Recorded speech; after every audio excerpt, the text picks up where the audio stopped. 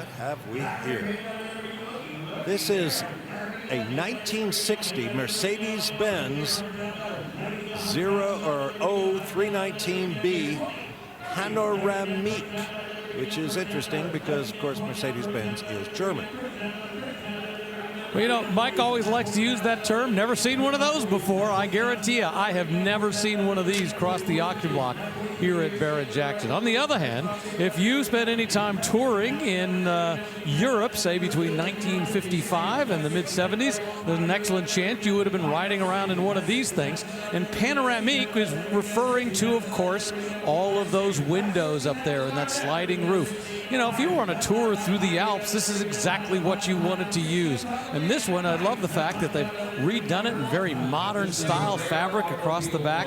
Boy, this is a fun thing to see here. Well, we know that was the reason why they made the 22-window Volkswagen bus to tour the Alps and have scenic views to take people around.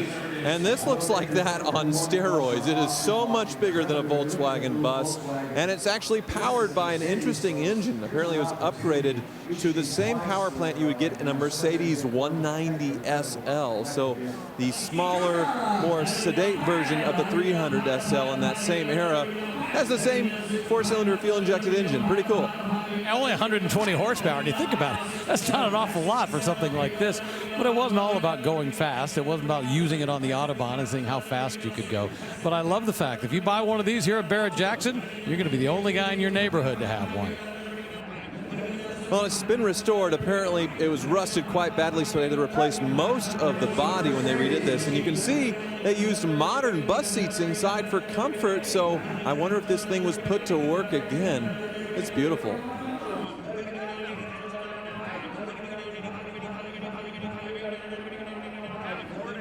And the O in the 03119B name stands for what they call Oberklasse, which is the big class of vehicle, and this is.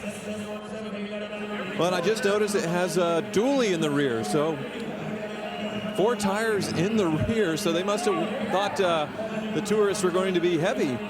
Maybe they came from America, I'm not sure. Or they were just thinking safety, in case we have a blowout. That way no one will be inconvenienced. We'll make it where we're going. Let's get love here in the room. We're closed in on 6 figures. And we'll never know if that's a good deal or a bad deal because this is probably the only one to ever sell at auction. $95,000 takes it.